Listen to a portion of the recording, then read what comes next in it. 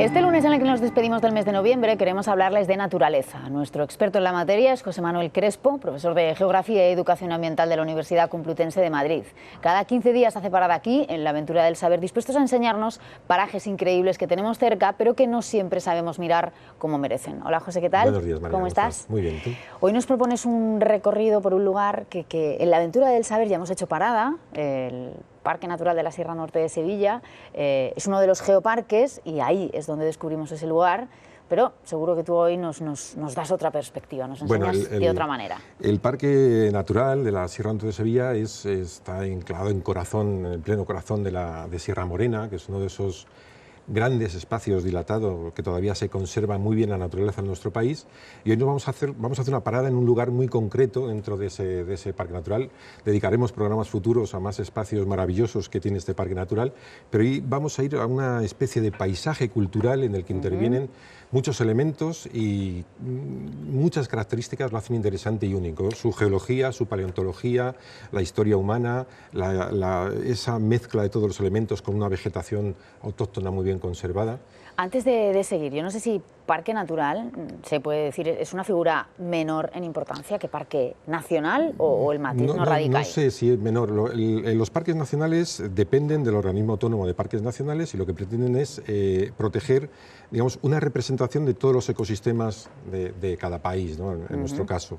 Y bueno, pues tiene que cumplir una serie de condiciones de no estar muy alterado, de tener cierta continuidad, limita mucho las actuaciones, lo que pueda hacer el hombre dentro de ellos, y los parques naturales pues tienen, digamos, a lo mejor una legislación un poco más laxa, ¿no? En cuanto a que se permiten actividades. Muchos parques naturales pues tienen municipios dentro construidos y demás, y luego la gestión, antiguamente los parques nacionales era a través del Estado, ahora es compartido el Estado con las autonomías y los parques naturales. Lo que pasa que es como compleja la clasificación, porque cada comunidad tiene su legislación, tiene sus figuras de protección, y bueno, lo que a veces en un lugar, en una comunidad pueden llamarse de una manera, es equivalente a otra que se llama de otra manera. Y quizá una denominación en un momento podría llegar a ser cambiar, otra si hubiera sido... No sé si en eso suele haber cambios. Sí, hay cambios. Por ejemplo, ahora desde el Convenio Europeo del Paisaje, ¿no? El paisaje es un concepto que desde el mundo romántico y ahora se está revalorizando. Pues, por ejemplo, existe la figura de paisaje protegido, paisaje cultural, y a lo mejor figuras que en otro momento se denominaron bajo otro concepto, ahora sería el más adecuado paisaje, ¿no? Por ejemplo, ahora vamos a ver un monumento natural, pues quizás sea realmente un paisaje cultural, porque es fruto de la intervención del ser humano y de la naturaleza, ¿no? O del ser humano sobre la naturaleza. Hay paisajes como las médulas en León, que fue el primer paisaje protegido, que además es patrimonio de la humanidad. Bueno, José, si te parece vamos a empezar a ver las imágenes, porque es un sitio que yo creo que no conoce todo el mundo, pero que es muy bonito y merece mucho la pena. Sí, vamos a ver un enclave pequeñito dentro de la Sierra Norte, del Parque Natural de Sierra Norte de Sevilla. Y bueno, el enclave no puede ser mejor, ¿no? Es un bosque mediterráneo formado principalmente por encinas. Aquí vemos una panorámica en la que también hay mucho alcornoque, lo que nos indica que es un bosque mediterráneo pero que tiene cierta influencia atlántica, ¿no? El alcornoque es un taxón de influencia atlántica, se supone que aquí lo tenemos, con ese típico descorche. Es un taxón que se supone que fue mucho más abundante en épocas más húmedas en la península, y que el futuro pues es incierto. Si modelos de predicción que ha hecho el Magrama sobre la evolución del cambio climático, puede ser que para el año 2050 esté en una situación muy crítica el alcornoque. Bueno, vamos a ir a una zona, a un paisaje que es fruto de la minería, fruto de una historia geológica apasionante. Aquí vemos pues restos se comenzó a explotar, son unas minas sobre todo de hierro que se empezaron a explotar en época romana y que se han estado explotando hasta mediados del siglo pasado. Es un paisaje kárstico. El paisaje kárstico, hemos hablado de él en alguna ocasión, es el paisaje resultante de la disolución de rocas solubles, como son las calizas, los yesos, mármoles, y a través de las fracturas. Esto es una roca muy antigua, es una roca caliza del Cámbrico, de hace unos 500 o más millones de años, y que ya ha sufrido a lo largo de su evolución geológica diversas fases en las que se ha ido disolviendo, por lo que también hablamos de un paleocars, porque hay formas que pertenecen al pasado. Este karst hoy está activo, aunque no de la forma digamos, con más fuerza que fue hace, a comienzos de la era terciaria. Y bueno, pues tenemos formas muy curiosas, como casi agujas. Fíjate, estas bandas nos indican que esto es un sedimento marino, de una plataforma continental y que quedan las bandas de sedimentación. Fíjate cómo a través de esos surcos el agua ha ido disolviendo y cómo vemos todo ese mundo ocre, que es por una serie de procesos geológicos en los que minerales de hierro disueltos fueron ocupando el paleocars y que fue lo que dio lugar a esas minas, ¿no? Por lo tanto, lo que vemos es gran parte disolución y gran parte excavación humana. José, la datación es precisa. Supongo que es un método complicadísimo de explicar aquí, pero realmente hay mucho margen de error cuando Hay margen de error, pero piensa que hablamos de millones de años o de cientos de millones de años, ¿no? Entonces el margen de error es también relativo. Piensa que... Y relativamente importante, ¿no? También, sí, cuando hablamos de tanto... Aquí lo que tenemos es que tenemos un importantísimo, que es otro de sus valores, un importantísimo registro fósil, ¿no? Tenemos pues, fósiles característicos del Cámbrico, ahí aparecen fósiles en pizarras que hay subyacentes y suprayacentes a las calizas con trilobites, ¿no? Que sabemos perfectamente cuándo habitaron, ¿no? Los fósiles es una de las mejores maneras de datar los estratos geológicos. Fíjate qué cantidad, incluso parece que se abandonó ayer, ¿no? Sin explotar esos nódulos de hierro. Estas calizas se depositaron, para que te hagas una idea, en un ambiente parecido a lo que hoy sería el Mar Caribe, ¿no? Hace 500 millones de años, una zona...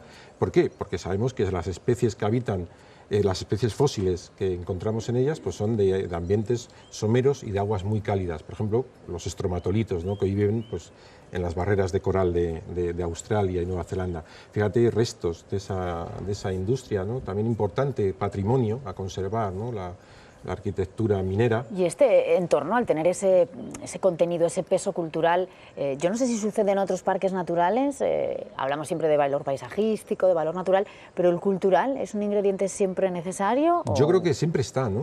Más en un país como el nuestro, en el que no hay ningún ambiente que no esté intervenido, ¿no? Todo paisaje o todo parque natural, como quieras, la unidad que quieras tomar, está intervenida de una u otra manera por el ser humano. Por lo tanto, la historia de un paisaje es una dimensión quizás la más compleja de valorar e interpretar, pero que es, lógicamente, hay muchos autores que defienden que todo paisaje es cultural, ¿no? Puesto que todo paisaje tiene la mano del hombre. De hecho, incluso, es espectacular, ¿eh? Y para esta imagen final, pues aquí vemos cómo estas formas están fosilizadas, enterradas por otros materiales, que en este caso son, aunque lo veamos muy alterado, pero son pizarras que contienen fósiles de trilobites, que también son del Paleozoico, con lo cual sabemos que algunas formas de este karst, de esta disolución de caliza, pues son muy antiguas, son de pues hace 300 millones de años, que en algún momento emergerían esas calizas y sufrirían esos procesos, volverían luego otra vez a cubrirse por las aguas, y fíjate, desde hace 540 millones de años pues han sufrido la orogenia arciniana o varisca, luego la alpina, aunque bueno, tienen una posición bastante horizontal.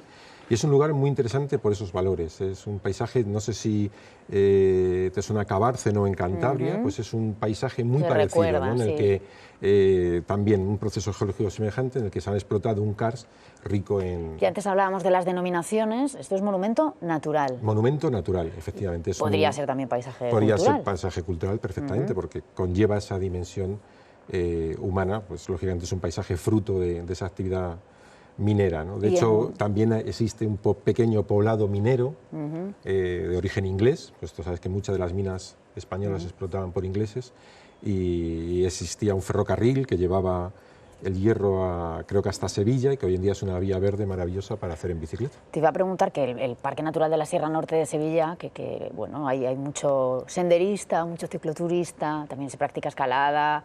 ¿Qué tal en cuanto a la conservación? Siempre hay una delgada línea, ¿no?, entre el uso turístico, digamos, o ese disfrute que hacen los ciudadanos, los amantes de la naturaleza normalmente, con la conservación de los espacios. ¿Qué tal este equilibrio? Fíjate, para que un espacio se conserve, vale, desde hace años hemos ido declarando espacios, ¿no? Los hemos ido protegiendo, pero sin embargo, ¿qué es lo que realmente les ha protegido? No la figura de protección que hemos aplicado, sino el hecho del uso sostenible. Esos espacios que han sobrevivido hasta nuestros días es porque en ellos se desarrollaban actividades que más o menos permitían la conservación de esa naturaleza o de ese medio ambiente, ¿no? En todo Sierra Morena pues se da en gran parte se da esa interacción sostenible entre explotación del bosque. Sabes que hay mucho ganado porcino, mucho cerdo ibérico, entonces interesa mantener el encinar adhesado. Las dehesas es uno de esos pocos ejemplos de paisaje sostenible. Entonces realmente aquellos lugares en los que las actividades han sido sostenibles, han tenido cierta relación de amor con el medio, pues se han conservado, ¿no? Luego ya una vez que los protegemos sí salvaguardamos de cara a un futuro, pero lo que ha traído hasta nuestros días esos espacios más o menos conservados, pues son las actividades, ¿no? Por eso muchas actividades que no destruyen ese medio ambiente se permiten dentro de los espacios naturales, ¿no? Y en el Sierra Norte de Sevilla pues vemos perfectamente ganadería, agricultura y bueno, de cara al uso y disfrute de hoy en día, pues todas las actividades que has dicho, ¿no? Un sitio muy recomendable. Y luego también sabes que es geoparque, con lo cual tiene una dimensión geológica detrás. Hay una guía muy interesante que se puede descargar gratuitamente en la página de la Junta de Andalucía, que es la guía geológica del parque para quien sea aficionado. Un reportaje en la aventura del saber sobre el geoparque que merece la pena. Muy bien. Gracias, José, te vemos en 15 días. Muy bien, pues hablaremos de las lagunas de Ruidera, otro Pues aquí parque te esperamos natural. con la clase de la semana. Gracias. Muy bien.